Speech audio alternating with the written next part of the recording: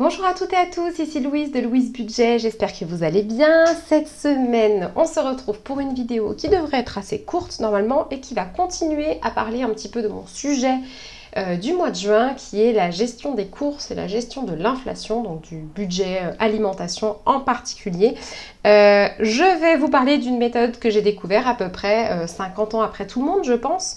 Et c'est grâce à vous, donc grâce aux abonnés, que je l'ai découverte, puisque j'en avais jamais entendu parler. Et franchement, c'est en train de me sauver le budget course, ça me fait faire des économies de dingue, donc je suis trop contente. Avant juste de démarrer la vidéo sur cette méthode et sur les courses en général, je voulais simplement vous rappeler qu'il y a une petite nouveauté dans mes projets. Il y a une newsletter, un email quotidien que j'ai sorti et qui s'appelle Bonjour Money, Bonjour Bonnet si vous voulez le dire en français avec le bon accent. Bonjour Money, c'est un email que j'envoie par jour et qui parle du sujet de l'argent en général, donc la psychologie autour de l'argent et plus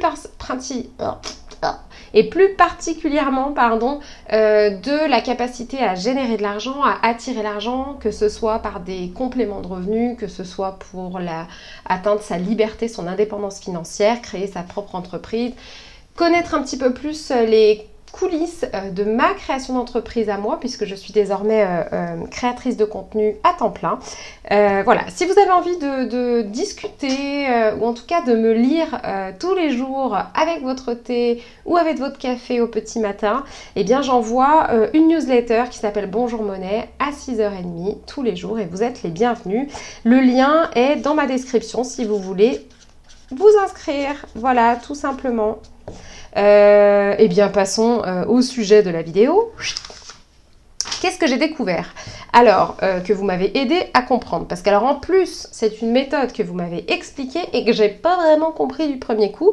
J'en ai parlé un tout petit peu dans la vidéo précédente. La première à m'en avoir parlé, c'était donc une abonnée qui s'appelle Capucine.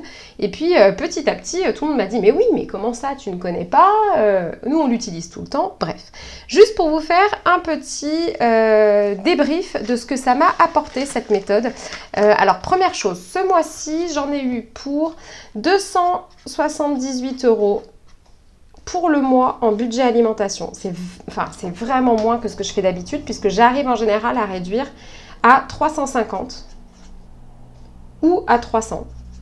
Moi, en tout cas, sur mon budget, je mets 150 et mon mari met 150. Je sais que des fois, il déborde un peu. Ma foi, en tout cas, on s'était fixé plutôt sur 300. Mais là, on a réussi à faire un mois de juin avec 278 €. Alors, on est 3 à la maison. On est principalement là le midi et le soir. Il faut quand même que je vous dise les choses. On fait nos courses à Leclerc ou à Lidl. J'ai voulu essayer Aldi, donc vous me direz en commentaire ce que vous en avez pensé. Mais la dernière fois que j'y suis allée, j'ai pas fait mes courses là-bas en fait. Parce que, je sais pas, il y a un problème d'approvisionnement. Comment ça se passe? Moi, la majorité des rayons n'étaient pas oufissimes, quoi. Donc voilà. Donc pour le moment, c'est du Leclerc et du Lidl. Les prix sont sensiblement les mêmes, évidemment, ça dépend des produits. Mais je m'en tire globalement pour les mêmes budgets à la semaine. Que vous dire de plus? On a un budget resto, sortie ou fast-food. Voilà, je considère que le fast-food n'est pas forcément un resto en termes de budget, même si maintenant ça commence à s'en approcher. Bref, qui est de 80 € par mois environ pour nous trois. Il faut savoir que sur ces 278 € ce mois-ci, au mois de juin, il y a quand même quelque chose qui s'est passé, c'est qu'on a été invité 3 fois. Je pense que ça vaut le coup quand même de le préciser, puisque vous voyez, entre mon budget sorti et mes invitations, bon. Le tout, c'est de se dire que c'est des choses qu'on fait en général, c'est-à-dire qu'on se fait inviter ou on invite, et on a toujours un petit budget pour manger à l'extérieur. Donc quoi qu'il arrive, si on a fait 278 € au mois de juin et que le mois de mai, on avait fait 300 ou 350, le contexte était sensiblement le même. On a fait quelques jours de fond de placard. D'ailleurs, c'est encore ce qu'on est en train de faire là depuis 3 jours. On est encore en fond de placard et fond de congèle. Donc on utilise ce qu'on a en priorité avant de retourner faire les courses. Et on a fait les courses, on a fait les courses 4 fois. Voilà, en général, je les fais le lundi. Donc voilà ce qui s'est passé pour le mois de juin. Et donc je suis assez contente parce qu'on est 3, donc ça fait moins de 100 € par personne et par mois. Et alors, comment j'ai fait ça? Je le dis souvent, j'utilise à la fois mes petits calendriers, ceux que je vous ai déjà présentés, donc je vais aller très très vite. Voilà, j'ai des calendriers printemps, été, automne, hiver, donc je m'appuie principalement sur les fruits et les légumes de saison pour faire mes menus de la semaine. Les menus de la semaine, c'est, de toute façon, je pense que tout le monde vous le dira, tous ceux qui arrivent à faire vraiment des grosses économies, la plupart du temps, c'est important de faire des menus. Vous n'êtes pas obligés. J'ai entendu aussi certaines de mes abonnées dire que elles ou ils avaient tendance plutôt à regarder les meilleures affaires qu'il y avait notamment au rayon anti-gaspi et ensuite, une fois arrivé à la maison, composer les plats avec. Moi, pour le moment, ça fonctionne mieux dans l'autre sens, c'est-à-dire que je me cadre d'office en arrivant dans les magasins. Je ne regarde que les rayons qui m'intéressent parce que j'ai fait un menu et je me suis appuyée sur des légumes et des fruits de saison de façon à dépenser le moins possible. Je fais évidemment, avant de partir faire mes courses, tout l'inventaire de ce que j'ai dans les placards et le congèle. Ça me permet de faire des menus où des fois il y a des repas où j'aurais presque rien à acheter ou peut-être simplement un légume ou un ingrédient, quoi. Et puis évidemment, je compose avec ça ma liste de courses et je planifie mes repas avec le planificateur de repas. Ça, c'est des fiches que je me suis faites et que j'ai déjà partagées. Donc si ça vous intéresse, n'hésitez pas à aller voir sur ma petite boutique Etsy. Dans tous les cas, ce n'est pas de ça exactement dont je voulais vous parler, mais ça contribue énormément à mes économies puisqu'on était de toute façon déjà à 300 € par mois. Pour aller encore plus loin, on m'a parlé de la fameuse méthode que je ne connaissais pas, des courses à points. Qu'est-ce que c'est que les courses à points? Alors là, je me suis fait des fiches encore à nouveau. Les courses à points, on m'a donné 2 méthodes. Alors, je vous montre un petit peu mieux à la caméra. Qu'est-ce que c'est donc que ces 2 méthodes? Alors, celle que je préfère, je vous le dis tout de suite, c'est celle-là, c'est celle que j'ai découverte en dernier. Et celle-là, c'est celle avec laquelle j'avais commencé. Comment ça se passe? Dans les courses à points, vous avez des ronds qui correspondent à, ou dans lesquels vous avez des numéros et qui correspondent en fait à des prix. Si vous avez, comme c'est mon cas, un budget de 70 € par semaine pour aller faire vos courses, eh bien vous pouvez considérer que vous avez 70 points pour la semaine à respecter. Comment ça se passe? Quand vous voyez un produit que vous comptez mettre dans votre caddie, et ce produit coûte par exemple 2,30 €, eh bien vous arrondissez systématiquement à l'euro supérieur et vous pouvez faire une petite croix. Donc vous mettez une croix dans 3, qui est l'arrondi à l'euro supérieur de 2,30 €. Vous continuez comme ça, un produit à 1,50 €, vous cochez les 2 €. Un produit à 5,30 €, hop, ça part à 6 €, etc., etc. Et là, vous vous retrouvez avec ce type de liste, en gros. Et vous comptez. Une fois 1, a priori, ça c'est OK. Ensuite, 2 fois, c'est là qu'on va se tester un peu sur le calcul. Hein. Avant d'arriver à la caisse, ça fait 10. Ensuite, 3 fois 2, ça fait 6. Ça fait 4. 5 fois 4, 20. Hop, 6 fois 2, 12. 8 fois 1, 8. Et donc, vous faites votre petite addition. Et en tout cas, l'idée, c'est de rester un petit peu déjà connecté à ce que vous êtes en train de faire. Là, je fais les totaux comme si j'étais sur mon bureau, mais évidemment, quand je fais les courses, c'est pas trop possible. Donc, je fais un petit peu au fur et à mesure dans ma tête et je note.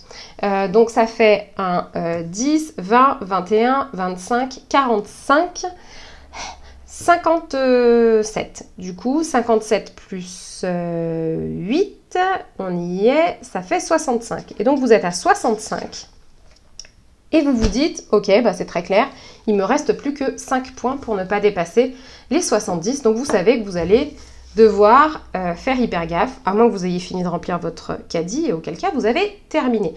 Le but évidemment, c'est de ne pas dépasser ces 70 points. Ce qui est formidable, c'est que, hop, là, par contre, ce principe que je suis à 65 points, en vérité, ce n'est pas parce que vous êtes à 65 points que vous êtes à 65 €. C'est différent de 65 €. Pourquoi? Parce que ce qui est génial, et ce que j'ai compris avec cette méthode des courses à points, c'est pour ça que ça a révolutionné un petit peu mes courses, c'est que vous êtes à l'arrondi supérieur en permanence. Mais du coup, si vous êtes à 2,10 €, vous avez noté 3. Donc en réalité, même si vous avez l'impression que ça diminue sur le coup vos capacités, en vérité, ça vous fait juste respecter un budget que vous pourrez, pourquoi pas, reporter sur la semaine d'après si vous voulez, ou économiser, quoi. Donc, ce n'est pas 65 points, ça fait pas 65 €. En général, ça fait quand même bien moins. Là, si je vous donne un exemple, donc là, après, j'ai utilisé cette méthode-là. qui est sensiblement la même, toujours avec 70 points que je me donnais au départ, donc mes 70 € de budget, eh bien j'ai suivi exactement la même méthode, mais en, je trouve, franchement plus simple, plus facile, notamment quand on est en train de faire les courses. Et pour vous donner une idée, les arrondis, ça m'a permis de passer de 70 points, donc j'avais vraiment pile poil 70 points, ou 69 je crois, et en vérité sur la note, ça n'a pas donné 69 €, mais 62. Donc j'avais fait quand même 8 € d'économie par rapport à la semaine précédente. Et ce sont toutes ces économies petit à petit, en fait, chaque semaine, qui ont fait que non seulement j'ai pas dépassé mon budget, mais en plus, je l'ai diminué par rapport au mois précédent. Donc là, c'est différent. Là aussi, plusieurs façons de faire. Moi, en tout cas, voilà comment je fais. Je passe à l'arrondi supérieur en entourant la case et je fais mes additions au fur et à mesure. Exemple, je reprends. J'ai un article qui coûte 1,50 €. J'entoure le 2. Et ensuite, le but du jeu, c'est d'avancer. Donc, comme on le sait, bah, ma limite, c'est 70. Hop, ça ce sera la limite à pas dépasser. Si vous, votre limite c'est 100, bah, vous encadrez le 100. Si c'est 60, vous encadrez le 60. Bref. Donc, j'ai un article à 1,50 €, j'entoure le 2. Ensuite, j'ai un article à 2,80 €. Donc, c'est censé faire 3, donc je compte. 1, 2, 3. Hop, ça me fait passer à 5. Ensuite, j'ai un article à 1,75 €. Donc, si j'arrondis, ça fait 2. Donc, je fais 1, 2. Hop. Et au fur et à mesure que j'avance dans mes courses, chaque fois, alors la contrainte évidemment, c'est que chaque fois je dois vérifier que j'ai pris l'article qui correspond bien à l'étiquette que j'ai visée. Ça, c'est vachement rigolo, parce que du coup, vous pouvez vous rendre compte, c'est ironique hein, quand je dis que c'est rigolo, parce qu'au final, il arrive évidemment qu'on se retrouve dans des rayons où l'étiquetage n'est pas le bon. Et donc c'est ainsi que je me suis retrouvée à un moment donné avec un article qui coûtait clairement 3 fois son prix et que j'ai reposé et remplacé. Donc voilà, mais en tout cas vous avancez comme ça, vous avez un article à 2,50 €, bah, vous devez arrondir à 3, 1, 2, 3, vous êtes déjà à 10 points. Et du coup vous avancez comme ça, en entourant, et bim, vous vous arrêtez évidemment quand vous en êtes là. Donc voilà, le but c'est de faire votre petit parcours. Alors, qu'est-ce que ça donne en termes de durée de course? Eh bien, soyons honnêtes, ça les allonge un petit peu, pour moi en tout cas, parce qu'avant, je faisais mes courses par rapport à mes menus et j'enlevais des choses si c'était trop cher une fois que je m'étais rendu compte que le caddie était un peu rempli. Enfin voilà, ça restait quand même un petit peu du pif, hein, mine de rien. C'est à force de prendre toujours les mêmes choses que je savais que j'allais pas trop dépasser mon budget. Et je savais dans quel rayon j'allais, je connaissais très bien mon Leclerc, etc. Là, ça me demande un petit peu plus d'attention. Donc déjà, je ne fais pas mes courses avec ma fille parce que sinon ça la saoulerait. Je fais mes courses toute seule, comme ça je suis quand même assez focus. Et je choisis un moment où il n'y a pas trop de monde parce que ça peut être hyper pénible, quoi. Voilà, ceci étant dit, comme je vous disais, ça fait faire des économies. Donc, si vous avez la possibilité de faire vos courses hors période de rush, hein, si je puis dire, c'est vraiment cool. Comment font d'autres personnes? Eh bien, me semble-t-il que d'autres personnes vont cocher. Elles vont cocher. Et non, je crois que c'est tout, en fait. Il n'y a rien de plus simple.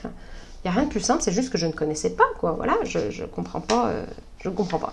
Alors, j'aimerais pouvoir faire mon budget comme je le fais tous les mois avec mon remplissage des enveloppes. Ceci dit, ça risque d'être compliqué de le faire à la vidéo puisque je vais partir en vacances. Je ne sais pas quand est-ce que je pourrai le faire, à quel moment je pourrai retirer ou si la connexion sera bonne pour poster une vidéo YouTube. Bref, je pense que pour cette semaine, ça va être un peu complicado. Mais c'est pas grave, je ferai une vidéo un petit peu plus courte sur un autre sujet. Et puis concernant le bilan, eh bien, sachez que je suis sur l'intégralité de mes enveloppes, je suis quasiment à 0. D'ailleurs, je peux peut-être les sortir. Par contre, mon défi des 5 € a augmenté. Et j'ai réalisé un petit micro-challenge dont je vous parlerai peut-être dans une prochaine vidéo et qui m'a rapporté 230 €. Ceux qui sont abonnés à ma newsletter hebdo de Louise Budget, eh bien, savent de quel micro-challenge je parle. Il n'y a rien d'incroyable que personne ne peut mettre en œuvre. C'est hyper simple, vous allez voir quand je vais vous en parler. Mais en tout cas, ça a fonctionné, donc je suis très contente. Effectivement, il me reste 76 centimes au niveau budget course. Au niveau transport, il me reste 2,20 €. Alors là, clairement, je suis dans la réserve. Je ne touche pas ma voiture tant que nous ne partons pas en vacances parce que c'est la cata. Là, j'ai géré, mais alors vraiment, c'est la cata, quoi. La maison, j'avais déjà pas de budget. Pour les chachas, le chacha, il me reste 42 centimes actuellement. Tout ça se trouve dans mon petit pochon, hein, ces petites piécettes. Cette fois, je pense pas que je vais les mettre dans mon... D'ailleurs, dans mon petit pot à pièces, parce qu'en fait on part en vacances et que je vais avoir besoin de tout ça pour les péages, etc. Si ça peut me permettre de ne pas toucher à mon prévisionnel vacances, moi je dis go. Pour ma fille, j'ai un petit déficit de 1,40 €. Elle avait 200 € de budget, mais il y a en fait 192 € qui sont partis juste pour son soutien scolaire. Donc voilà, même si tout ça va être à un moment donné recrédité par les impôts à 50%, ça n'empêche qu'à avancer, c'est quand même quelque chose. Pour ma petite pochette, je suis en déficit de 2,10 €. Donc voilà, ça c'est des choses que j'ai déjà un petit peu dépensées dans mon petit pochon à pièces. Vers la fin du mois, en général, personnellement, c'est ce qui se passe. Hein. Quand j'ai des pièces qui traînent, j'ai tendance à les utiliser et à dépasser certaines catégories. Bon, j'estime qu'en général, ça dépasse pas vraiment les 5 ou 6 €. Et je peux me le permettre puisque c'est de l'argent que j'avais en espèces et qui était déjà retiré. Ensuite, en santé, il ne me reste plus rien. Et en sortie, il me reste 2 €.